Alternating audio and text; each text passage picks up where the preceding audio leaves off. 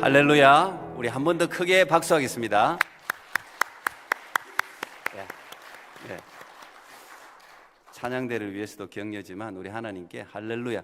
하여튼 박수를 이왕 할 거 크게 하세요. 그래 건강도 좋고 하나님도 기뻐하실 줄로 압니다. 우리 옆 사람 한번 또 인사합시다. 기쁘게 찬양하며 삽시다. 그렇게 한번 인사하겠습니다. 기쁘게 찬양하며 삽시다. 예. 하여튼 한국 사람들은 노래하는 거 좋아하잖아요. 노래방 문화도 아마 한국이 글쎄 다른 데 있는지 잘 모르겠는데 하여튼 노래, 세상 노래하다가 교회 오면 찬양이잖아요. 찬양하는 인생이 좋은 인생이죠. 오늘 귀한 찬양 감사드립니다.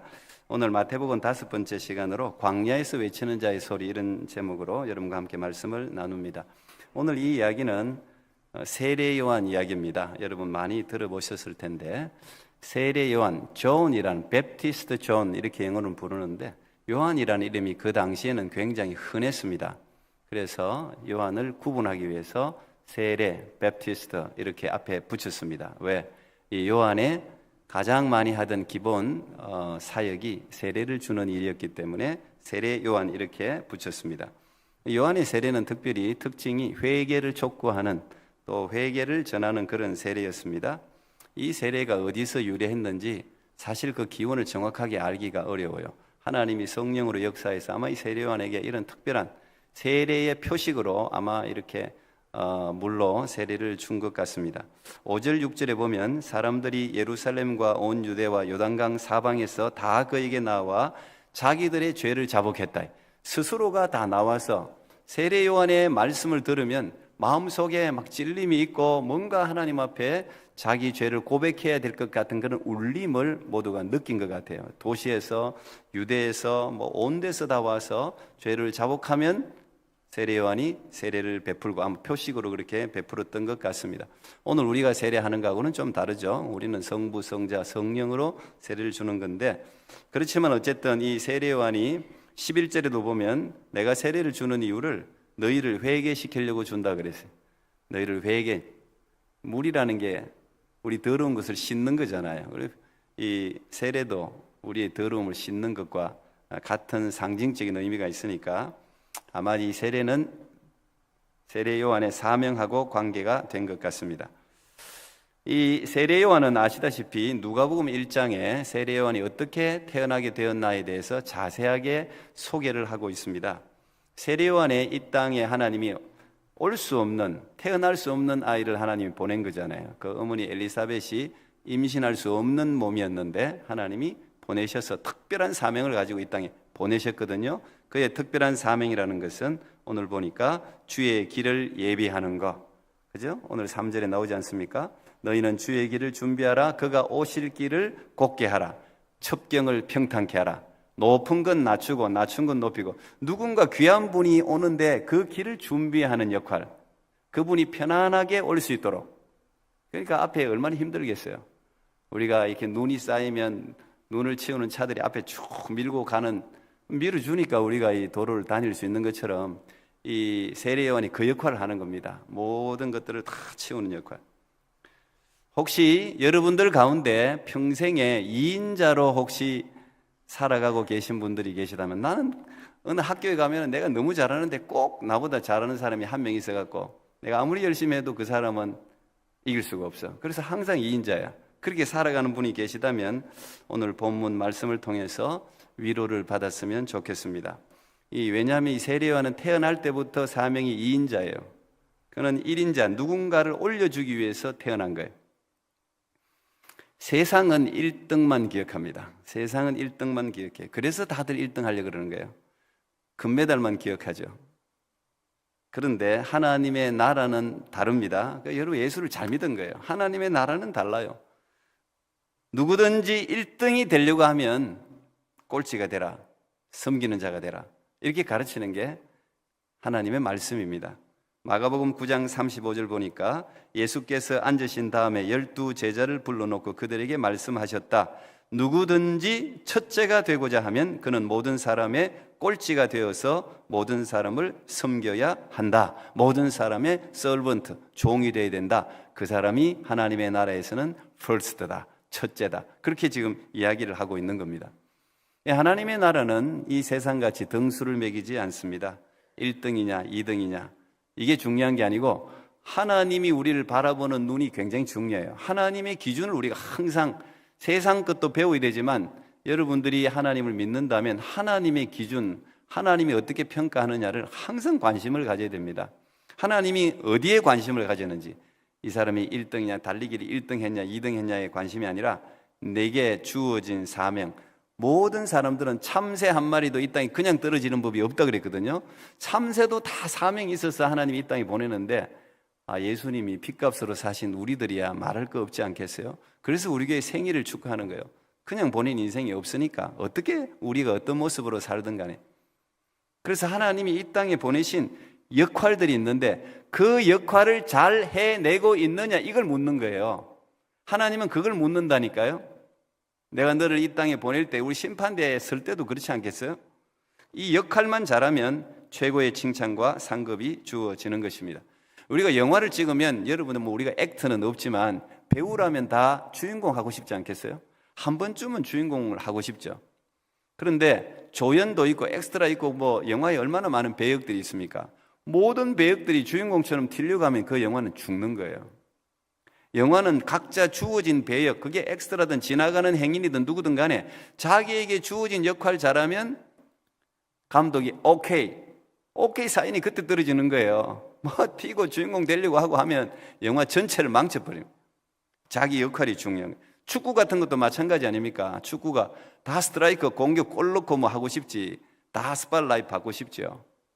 그런데 감독이 역할을 준단 말이에요. 너는 공격수, 너는 수비, 너는 미드필더, 너는 골키퍼 주면은 그 역할을 잘해야 되는 거예요. 그래야지 팀이 승리를 할 수가 있는 거예요. 다 같이 높아지는 거죠. 하나님은 그런 걸 본단 말이에요. 자기에게 주어진 역할, 공격수면 공격해야지. 공격수면 골을 무조건 넣어야 되는 거예요. 자기 그게 사명이야. 수비는 골을 못 넣도록 막아야 되는 거예요. 각자 사명인 거예요. 우리가 신앙생활 하면서 이 원리를 기억할 필요가 있습니다.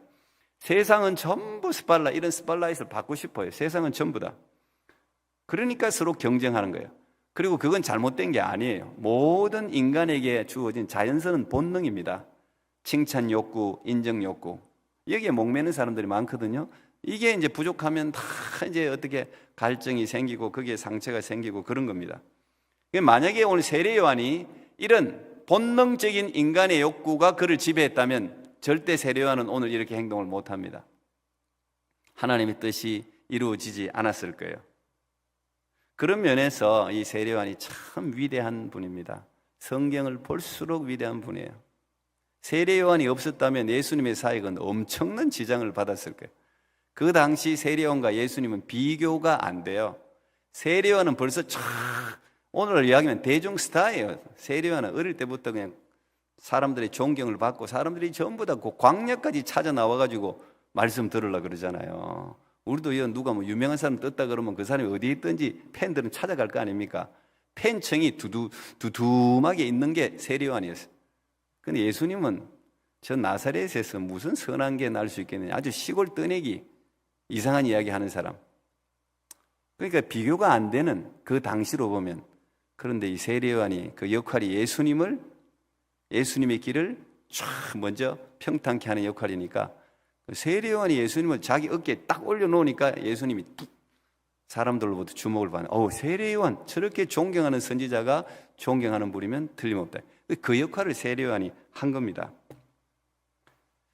하나님은 우리가 사람들의 관심과 칭찬보다 하나님 우리에게 주신 역할들, 그 사명을 잘하면 저는 그게 충성이 아닌가. 성경은요 충성이란 단어를 엄청나게 중요하게 생각하거든요. 요즘 이 시대에 잃어버리고 있는 게 충성이라는 단어예요. 충성하는 사람이 잘 없어요. 자기 이득을 쫓아 여기 갔다 저기 갔다 여기 갔다 저기 갔다. 근데 충성이라는 단어가 뭐냐? 그냥 하나님이 맡기신 그 자리를 지키고 하나님이 맡긴 그 역할을 꾸준하게 하는 거예요.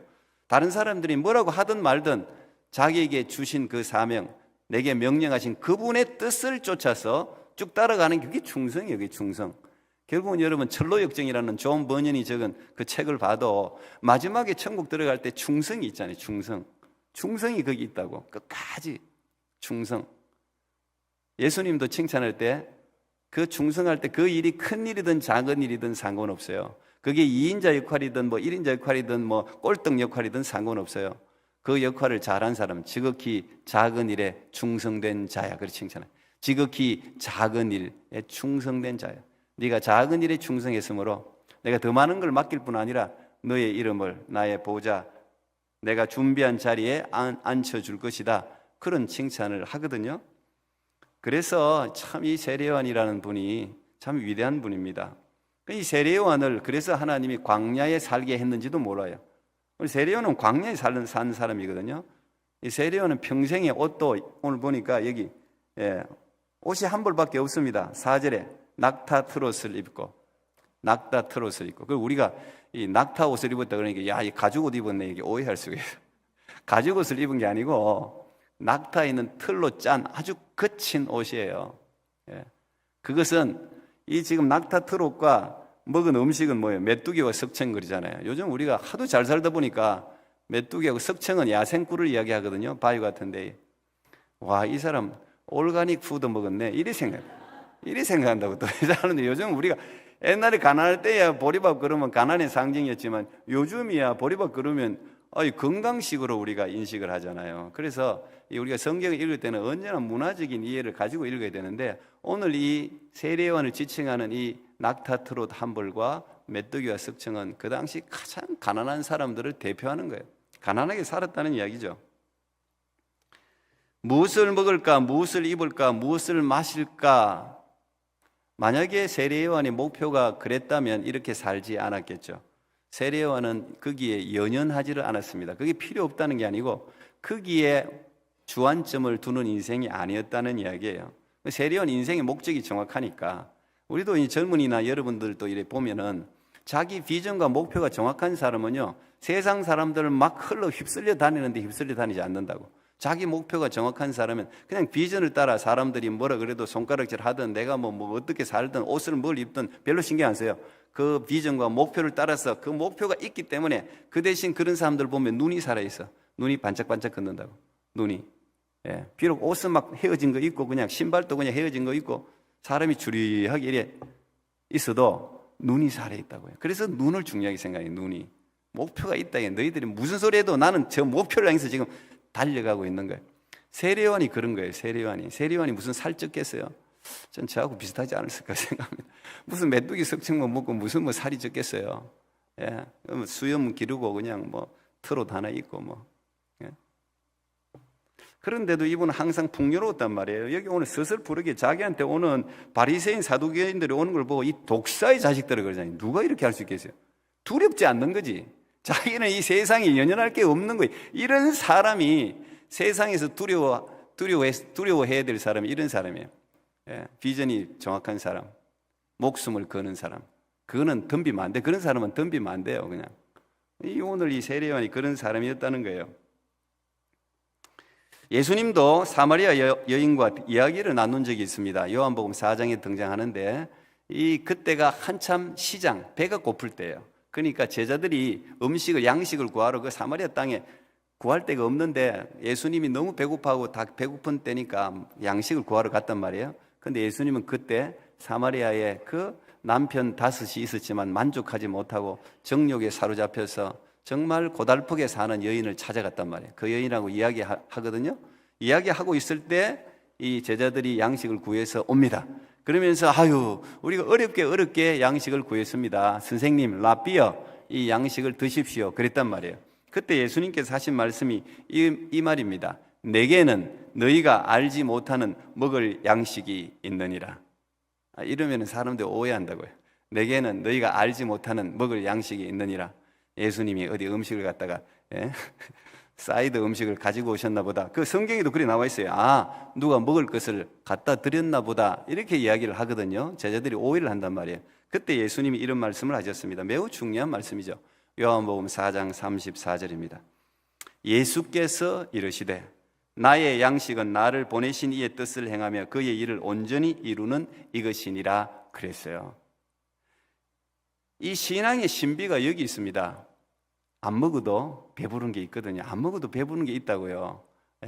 여러분 돈만 벌어도 안 벌어도 돈만 막 모여도 이게 배부르다 그러잖아요. 배부르다. 이 음식 먹을 기력이 어디 있어 그냥 막 돈이 들어오는데 정신 못 차리게. 그렇게 좀 대박 좀 터져보세요. 예. 오늘 예수님이 그들이 가지고 온 그 배고픈 그 음식을 줬는데도 내게는 너희들이 알지 못하는 양식이 있다. 이게 무슨 말이에요? 내게는 나를 배부르게 하는 뭔가가 있다는 거예요. 내가 이것만 보면 여러분 그런 게 있잖아요. 육적인 양식, 밥을 먹어도 배가 허한 느낌 있죠? 그런 느낌이 있어요. 근데 밥을 안 먹어도 배가 가득 찬 풍만한 그런 느낌이 있죠? 사람은 밥으로 사는 짐승하고 다르거든, 사람이. 뭔가 안 먹어도 뭔가 하나님의 뜻을 이루고 내가 보이지 않는 어떤 그 비전을 추구하면요, 배가 부른 법이에요. 예수님이 그걸 이야기하는 거예요. 우리 교회 협력 선교사님들이 굉장히 많습니다. 16분의 협력 선교사님이 계신데요. 여러분들이 그걸 섬겨주셔서 고마워요. 하여튼 선교회가 열심히 섬기세요. 근데 이 협력 선교사님들이 대부분 이런 삶을 살고 있는 분들이에요. 지금 우리가 아프리카 루안다에 지금 무료 병원을 차려서 부부가 지금 우리 박준범, 백지연 선교사님들 두 분이 다 의사잖아요. 이분들이 무슨 뭐 한국에서 못 살아서 간 게 아니지 않습니까? 거기서 다 지금 돈을 받으려고 그랬는데 아프리카 사람들, 루안다 사람들 보니까 돈이 없어. 그러니까 지금까지 무료로 병원을 했는데 끝까지 작년에도 우리 안식년에 그런 기도 제목 받았지 않습니까? 내가 내년부터는 돈 받으려고 했는데 또 보니까 돈을 받을 수가 없어. 그래서 하나님, 내가 끝까지 무료로 이분들을 의료를 지원할 수 있도록 도와주세요. 그 참 하나님이 또 세상에 희한한 사람들 많습니다. 돈을 주고 싶어서 안 다닌 사람들도 많아요. 진짜 의미 있는 곳에 내가 돈을 쓰고 싶은 사람이 많다고 해서 하죠. 그런 사람들이 또 이렇게 지원해서 지금까지 계속 무료로 병원을 지금 운영을 하고 있잖아요. 미얀마의 우리 조영생 선교사님도 마찬가지죠. 뭐 육군사관학교 졸업하고 아주 뛰어난 인재예요. 그런데 그 출세가 보장되어 있는 모든 자리를 다 놔두고 지금이야 이 육군사관학교고 뭐고 별로 이제 뭐 지금은 큰 이 메리트가 많이 없는 것 같아요. 근데 한 20-30년 전만 해도요, 육군사관학교 들어가면요 출세가 보장됐었어요. 근데 어쨌든 이분도 그 선교로 부름을 받고 지금 수십 년간 지금 미얀마에서 지금 저렇게 사역을 하고 있지 않습니까? 중국 위구르, 터키를 거쳐갖고 미국에서 지금 연약한 교회를 돌보고 계시는 우리 김혜배 오신부 선교사님도 마찬가지예요. 이분들 선생님이었어요. 교사였어요. 그냥 있으면 편하게 지내는 거예요. 그런데 하나님의 뜻을 이루기 위해서 그 인공심장을 하고 말이죠. 자기 자신을 던져서 중국에서 추방되고 터키에서 추방되고 결국은 지금 또 미국에서 지금 연약한 교회를 섬기고 있잖아요. 우리 원주민 이건근 선교사님도 마찬가지. 필리핀에 우리 방광현 선교사님도 가족이 다 섬기는데 그것도 마찬가지. 최기라 선교사님도 마찬가지. 뭐 우리 교회 협력 선교사님들 사연이 다 그렇습니다. 다 무슨 할 일이 없어서 그곳에 있는 게 아니에요. 이게 신앙의 신비란 말이에요.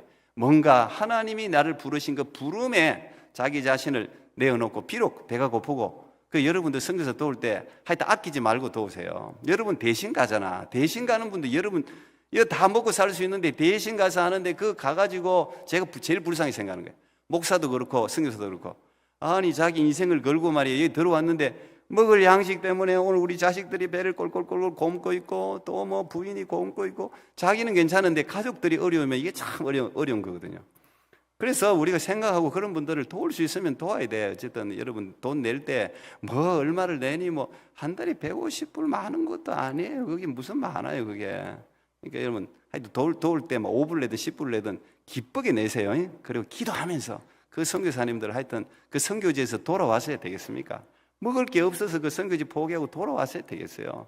그분들 돌아오면 100명, 200명, 300명, 1000명이 손해를 보는 겁니다. 우리가 하여튼 작은 돈이라도 하여튼 열심히 선교사님을 도우면 좋겠어요. 이게 이제 신앙의 신비입니다. 이게 세상 사람들이 모르는 비밀이 여기 있는 거예요. 이들이 바보라서 그 선교지에 가는 게 아닙니다. 우리가 순교한 짐 엘리엇 이야기를 너무 잘 알지 않습니까? 영원한 것을 얻기 위하여 영원하지 않은 것을 버리는 자는 바보가 아니다. 맞는 말이죠. 세례요한 활동 무대가 유대 광야였습니다. 오늘 보니까 유대 광야에서 그랬습니다. 이 성경에는요 광야 이야기가 굉장히 많아요. 이스라엘 땅이 우리나라보다도 작잖아요. 10분의 1밖에 안 될걸요. 그런데 그 국토의 절반이 또 다 광야예요. 남쪽에 유대 광야, 그 아래는 네게브 사막이 펼쳐져 있습니다. 다윗이 도망 다닐 때 가장 많이 다닌 곳이 광야 아닙니까? 그래서 10 황무지, 마온 황무지, 뭐 엥게디 황무지 전부 다 다윗이 도망 다닌 곳이에요.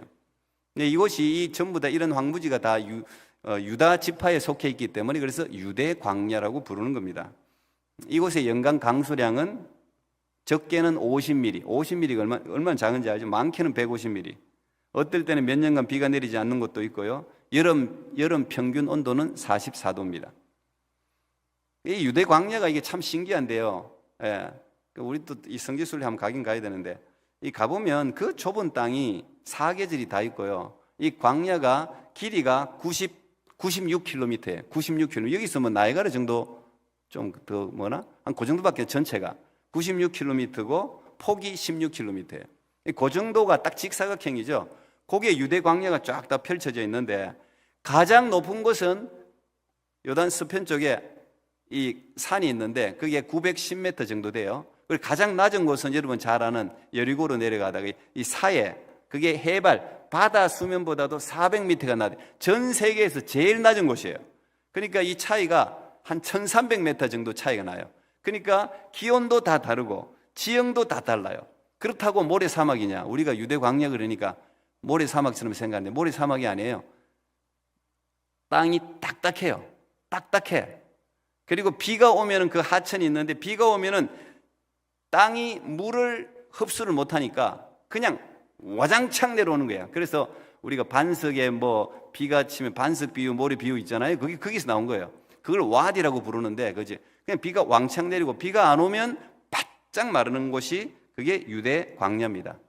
그래서 유대 광야를 가보면 둥근 언덕도 있고 깊은 협곡도 있고 벼랑도 있고 위험한 낭떠러지도 있고 이 좁은 땅에요. 온갖 형태의 지형들이 쫙 펼쳐져 있는 게 이게 유대 광야예요.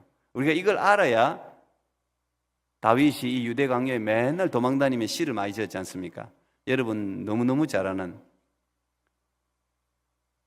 내가 시편 23편 내가 사망의 음침한 골짜기로 다닐지라도 해를 두려워하지 않을 것은 주께서 나와 함께 하시냐. 이게 사망의 음침한 골짜기가 유대 광야 지형을 이야기하는 겁니다. 그래서 이 유대 광야는 사람들이 거주하기가 어려운 곳이죠. 이 사람들이 살 수가 없는 곳이죠. 지금 이제 베두인들 양치는 사람들이 어쩌다 사는데 이곳에 도시를 떠나서 은둔하면서 산 일부러 고생을 자처하면서 산 집단이 있는데 그 집단이 에세네파라고 불러요. 에세네파. 이 사람들은 유대교가 타락했기 때문에 예루살렘을 떠나가지고 광야에 아예 자리를 잡고 사는 사람들인데 그 사람들이 한 일은 맨날 성경책 카피하는 일밖에 맨날 성경. 근데 그걸 갖다가 발견했잖아요. 이 사람들이 산 곳이 그게 쿰란이라는 곳입니다. 쿰란. 그래서 성경 카피본이 지금도 발견되는데 이곳에서 발견된 성경을 쿰란 사본 내지는 사해 사본이라고 불러요. 굉장히 중요한 가치가 있는 거죠. 막 카페가 전부 항아리에 넣었던 걸 양치는 사람이 그냥 어쩌다가 그 항아리를 발견해가지고 지금도 이곳이 건조하기 때문에 그렇게 보존될 수가 있는 거예요. 이집트도 왜 다 보존되잖아요. 건조하기 때문에 보존되는 거예요. 하나님은 이렇게 황량한 땅에 세례 요한을 부르셨습니다. 그 다음 주 제가 나눌 말씀인데 예수님도 바로 이 유대 광야에 마귀에게 이끌림을 받아가 성령 이끌림을 받아가지고 세 가지 시험을 받은 겁니다. 이 광야를 히브리어로 미드바르라고 부릅니다. 미드바르라고 부르는데 이게 의미가 있기 때문에 제가 저기 적어놨는데요. 미드바르 히브리어는 오른쪽에서 왼쪽으로 읽어요. 그래서 앞에 맴이라는 이게 네모처럼 쓴 게 맴이라는 이 단어인데 이 맴하고 다바르라는 말이 합쳐진 단어예요. 미드바르. 그러니까 맴이라는 글자 뜻도 언어라는 뜻이 있고 다바르 우리가 외우기도 쉬워. 다바르는 금방 외워지더라고. 학교 다닐 때도 다라락 다발통처럼 말한다는 뜻이에요. 다바르가 말한다는 뜻이야. 그러니까 미드바르는 말하는 곳이에요. 누가? 하나님이 말하는 곳이 미드바르 광야고 하나님의 말씀을 듣는 곳이 미드바르 광야예요. 그런 뜻을 가지고 있습니다. 근데 하나님은 그래서 성경에 보면 참 하나님 사람들을 다 광야로 항상 많이 몰았어요. 이상하게 광야로 다 예수님도 광야로 인도했죠. 다윗도 광야로 도망 다니게 했죠. 요셉도 끝인 광야를 지나게 했죠. 다 광야로 내보내더라고. 우리는 그래서 기독교인들은 이 광야를 고난의 땅이라고 부르죠. 고난의 세월을 광야의 시간. 또 어떤 사람은 캐나다 삶을 광야의 삶 그러더라고요. 아니 광야의 삶은 이리 편하면 괜찮게. 예. 광야의 삶은 결코 쉽지 않습니다. 그런데 이 광야가 참 신기해요. 광야가요, 축복이 또 가득한 곳이에요.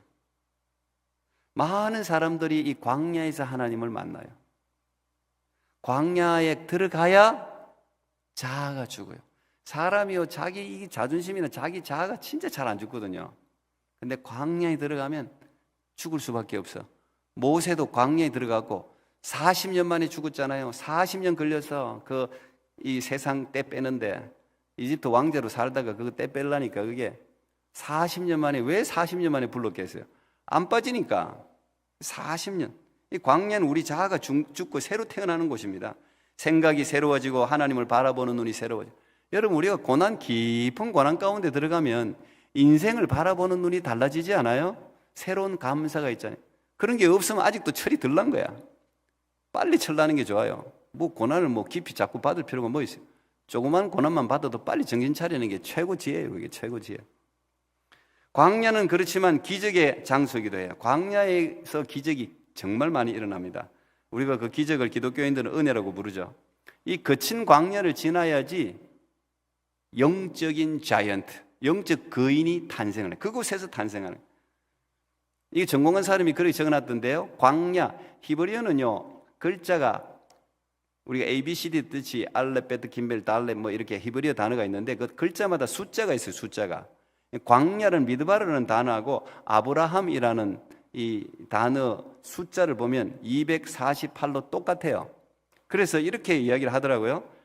거친 광야를 지나야 그 광야 가운데서 믿음의 조상 열국의 아비가 태어난다. 그렇게 해석을 또 해놨더라고요. 이게 그럴듯한 이야기예요. 광야에서 아브라함 같은 인물이 일어나는 겁니다. 그리고 광야에 성막이 세워졌잖아요. 성막이 광야에 세워졌잖아요. 성막은 어떤 곳이에요? 하나님을 만나는 곳이잖아요. 광야는 하나님을 만나야 살아간다니까. 광야는 그것이 오히려 더 은혜라니까요. 광야에서 하나님이 말씀하세요. 여러분들이 왜냐하면 도시에서는 하도 소음이 많아갖고 하나님의 음성에 귀 기울일 여가가 없어요. 여가가. 저도 이거 뭘 준비하면요, 이 셀폰을 안 잡아야 되는데 이거 잡고 있으면 계속 뭐가 급한 거 이것도 자꾸 뭘 달라고 하고 답을 달라고 이거 들여다보고 있으면 그래서 설교할 때 내가 덮어버려. 덮어버리는데도 또 급한 일이 있을까봐 또 들이고 본다고. 요번에 그 삼성의 이부진 여자분 있잖아요. 그 사장 실로텔입니까? 하여튼 그 사장의 아들이 한국의 수능시험에서 딱 한 개 틀렸어요. 딱 한 개 틀리고 서울대 의대를 간 게 아니고 충분히 갈 수 있는데 서울대 경제학과를 갔다고 신문이 나왔더라고요. 물론 이제 아버지하고도 경제 쪽이니까 아마 그거 하려고 갔겠죠. 그런데 제가 그게 적어놨는데 어떻게 공부했냐 묻는데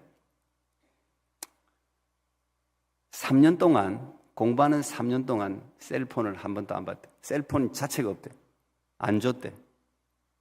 그리고 시험 다 치고 셀폰을 받아서 여는데 그 희열이 엄청나더라고요. 스티븐 잡스도 자기 애들한테는 이거 안 줬다잖아요. 디지털 기기.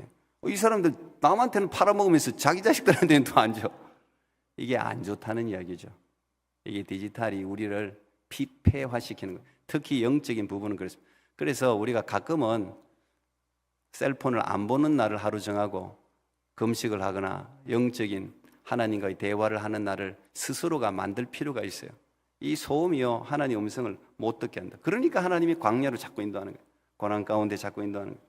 누가복음 3장 1절 2절 디베료 황제가 통치한 지 15해 곧 본디오 빌라도가 유대의 총독으로 헤롯이 갈릴리의 분봉왕으로 그 동생 빌립이 이두레와 드라고닛 지방의 분봉왕으로 루사니아가 아빌레네의 분봉왕으로 안나스와 가야바가 대제사장으로 있을 때에 하나님의 말씀이 빈들에서 사가랴의 아들 요한에게 임했다.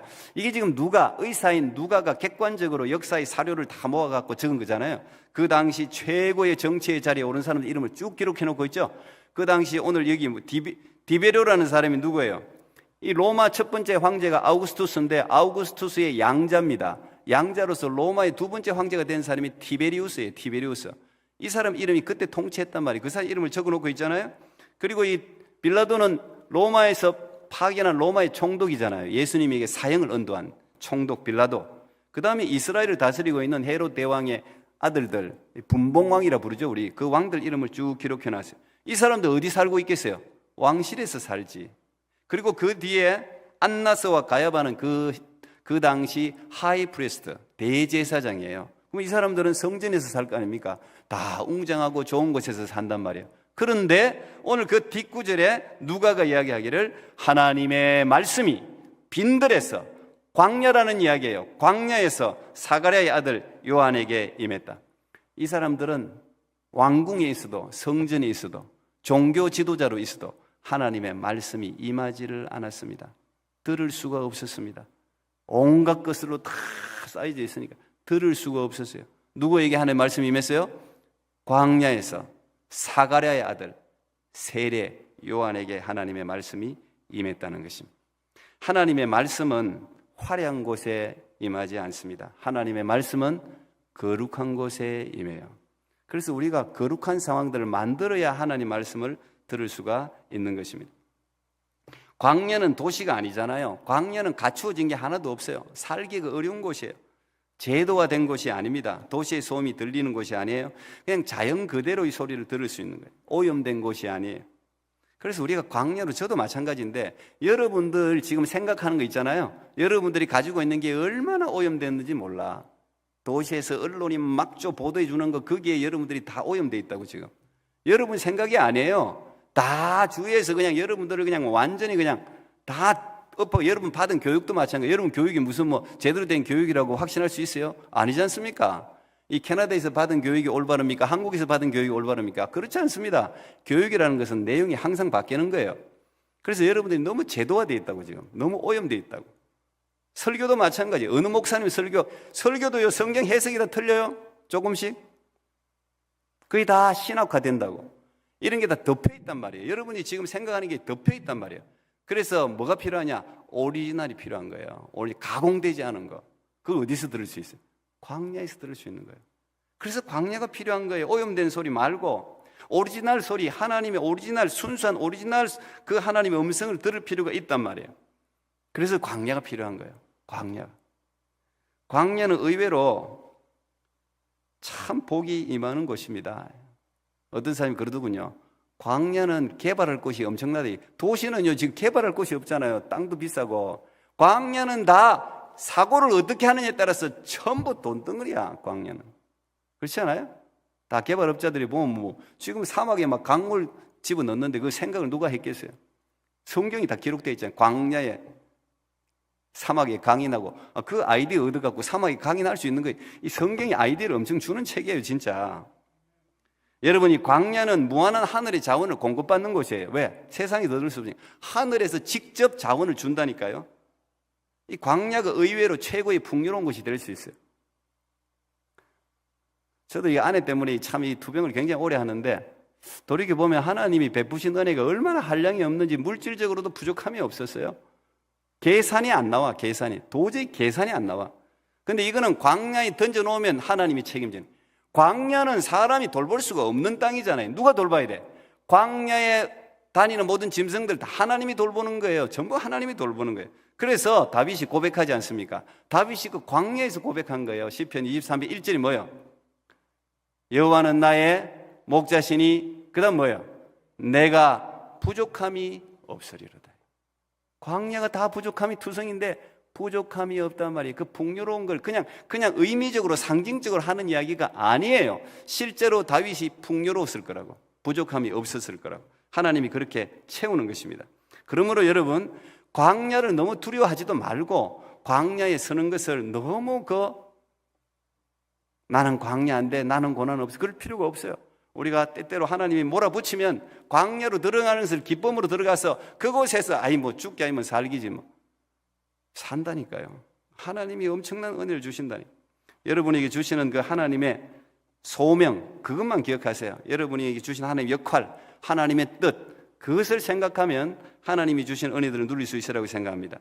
마지막으로 이 코리덴 붐이라는 이분의 간증을 소개하고 마치려고 합니다. 코리덴 붐이라는 여자인데요. 이분이 평생 독신으로 사신 분입니다. 1892년생인데 네덜란드 출신의 독실한 크리스찬입니다. 그런데 이분이 1892년에 태어났으니까 1940년대 2차 세계대전을 겪게 되는 거예요. 그런데 그때 유대인들이 엄청나게 많이 탄압을 받았지 않습니까? 이 사람이 기독교인으로 양심이 끓이고 그 사람들이 긍휼히 여겨져서 그 유대인들을 안전한 가옥으로 피신시키고 먹을 것을 제공해서 그 사람들이 살게 만들었어요. 그런데 이게 발각된 거죠.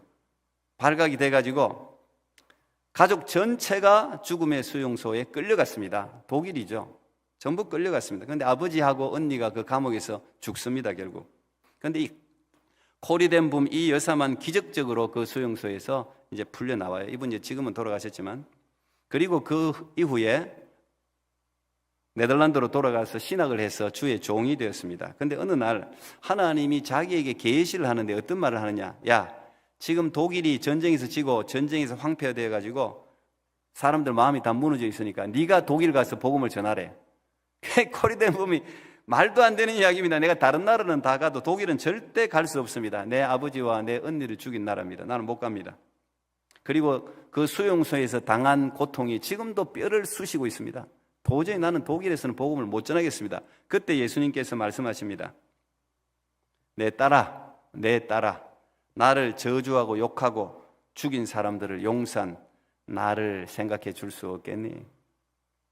그리고 많은 말씀을 하시는데 도저히 그 예수님의 말씀을 거부할 수가 없어서 독일에 가서 복음을 전했습니다. 그런데 그 독일에 이 코리덴 붐 여사가 말씀을 전할 때마다 엄청난 부흥이 일어나는 겁니다. 그런데 어느 날 말씀을 전하고 난 뒤에 사람들하고 인사를 하는데 몸이 얼어붙어 버렸어요. 사람들이 악수를 하러 앞으로 나오는데 한 사람 얼굴을 자기가 생생히 기억하는 얼굴이 자기 앞으로 다가오는 겁니다. 그 사람이 누구냐? 죽음의 수용소 감독이었습니다. 근데 그 감독이 자기 언니를 강간을 했어요. 그리고 죽였어요. 자기 언니를 평생, 그 사람은 자기를 기억 못해도 자기는 평생에 지울 수 없는 그 얼굴이었기 때문에 똑똑히 기억한 거예요. 근데 그 사람이 자기한테 악수하려고 앞으로 오는데 얼어버렸어요. 도저히 하나님, 내가 저 사람하고는 절대 악수할 수 없습니다. 그냥 하늘에 불벼락이 내려갖고 저 사람을 불벼락으로 태워버리기 전에는 내가 악수할 수 없습니다. 안 그렇게 했어요. 에? 그 치가 떨리는 거, 치가 그냥 콱 그 얘기 살아나가지고 몸이 얼어붙었는데 그 사람이 점점 다가오고 있어. 하나님 도와주세요. 하나님 어떻게 합니까? 하나님. 그랬는데 하나님이 그냥 참 우리 하나님이 참 놀라워요. 하나님이 마음속에 말씀하시. 나를 생각해라. 나를 침뱉고 가시면류관을 세우고 죽인 자를 내가 용서했다. 나를 기억할 수 없겠니? 그러니까 하나님 그래도 난 못해요. 하나님 그러면 나를 도와주세요. 그러니까 성령이 그런 역사를 한다고. 성령의 마음속에 그냥 확 역사를 해가지고 그 사람이 앞에 올 때 손을 내밀게 됐어요. 그리고 악수를 했어요. 그 사람은 자기를 모르지. 악수를 했어요. 그런데 그 사람이 이 코리덴 붐에게 이야기합니다. 저는 죄인입니다. 내가 씻을 수 없는 죄를 지었는데 내 마음, 내가 죄를 고백하고 내 마음에 평강이 임하도록 기도해 줄 수 없겠습니까? 이렇게 부탁을 하는 겁니다. 그 순간에 이 코리덴 붐 이 여사의 마음속에 성령이 그냥 사로잡아갖고 평강이 임하더라는 거예요. 그리고 그 사람을 향해서 용서를 할 수가 있었다는 거죠. 그리고 이 코리덴 붐 여사가 가는 곳마다 이제 이런 놀라운 일들을 전하는데 미국에 가서 집회할 때입니다. 또 미국에서 집회하는데 이 코리덴 붐 역사가 집회할 때 그때 엄청난 성령의 역사가 있어가지고 사람들이 설교를 마치자마자 전부 다 일어나서 막 기립박수를 얼마나 크게 그냥 박수를 보내는지 그때 신문기자가 얼굴 보니까 그 코리덴 붐 여사 얼굴이 전혀 기쁘지를 않더래요. 아니 사람들이 당신의 말씀에 은혜를 받고 이렇게 크게 박수로 당신을 축복하는데 왜 기쁘지 않느냐고 했더니 이 코리덴 붐 여사가 남긴 말이 유명합니다. 나귀가 착각하면 되겠습니까? 이런 말을 남겼습니다. 처음 초신자들은 잘 모를 텐데 예수님이 예루살렘 입성할 때 어린 나귀를 타고 들어갔어요. 사람들이 전부 막 그냥 호산나 호산나 박수치고 했는데 나귀가 자기한테 박수치는 줄 알고 그냥 고개를 들었다 그러면 예수님이 떨어졌겠죠. 우리가 그렇게 생각해요. 이 세례요한이 그 자기의 사명을 정확하게 알았단 말이에요. 우리는 예수님을 태운 도구에 불과한 거예요. 모든 박수와 영광은 다 예수님이 받아야 되는 거예요. 모든 박수와 영광은. 세상의 인기와 명예와 부귀 영화에 매몰되어서 하나님의 음성을 놓치면 안 됩니다. 타락한 사람들, 목사님들 또 노년에 타락하는 건 다 그래서 그런 거예요. 넘어지지 않도록 우리가 기도해야 되는 거죠. 먹을 것, 마실 것, 입을 것 때문에 뒤돌아서면 안 됩니다. 마태복음 6장 31절 32절 그러므로 염려하여 이르기를 무엇을 먹을까 무엇을 마실까 무엇을 입을까 하지 말라. 이는 다 이방인들이 구하는 것이라. 너희 하늘 아버지께서 이 모든 것이 너희에게 있어야 할 줄을 아시느니라. 다 채워준단 말이에요. 여러분, 광야에서 외치는 자의 소리로 살아가는 거, 이거 고독하고 힘든 일입니다. 광야가 무슨 누가 알아나 줍니까? 그 소리가 무슨 힘이 크게 있겠어요. 그러나 하나님이 나를 광야에 세우시고 외치는 자의 소리로, 실체가 아니라 소리로 살라고 하셨다면 이 세상 사람 다 몰라줘도 그 광야의 삶을 하나님은 주목하신단 말이에요. 그래 살면 되는 거예요. 그러면 하나님의 뜻이 이루어지는 것입니다. 세상 등지고 십자가만 바라볼 때 하나님이 여러분을 통해서 영광받고 여러분의 삶을 절대 구차하지 않도록 영화롭도록 정오의 빛같이 때가 되면 다 높여주시는 은혜가 여러분 가운데 있기를 축복합니다. 기도하겠습니다. 하나님 감사합니다. 광야에서 외치는 자의 소리로 살아가는 삶이 결코 쉬운 삶은 아니지만 하나님을 바라보면서 이 세례 요한이 광야에서 외치는 자의 소리, 주의 길을, 주의 첩경을 평탄케 하는 그 일을 감당해내었을 때 예수님께서 이 사람은 이 땅에 여자가 낳은 자 중에 가장 큰 자라고 칭찬해 주셨습니다. 하나님, 오늘 2인자로 살아가는 사람들이 있습니까? 하나님, 재주고 재능이 없어서 다른 사람과 비교하면서 열등감으로 살아가는 분들이 혹시 있습니까? 아버지, 우리 하나님의 기준은 다른 줄 믿사오니 최선을 다하여 자기에게 주어진 역할 충실하게 감당할 때 하나님, 저들의 삶을 높여주시고 하나님만이 주시는 위로와 복으로 함께하여 주옵소서. 예수님 이름으로 기도하옵나이다. 아멘.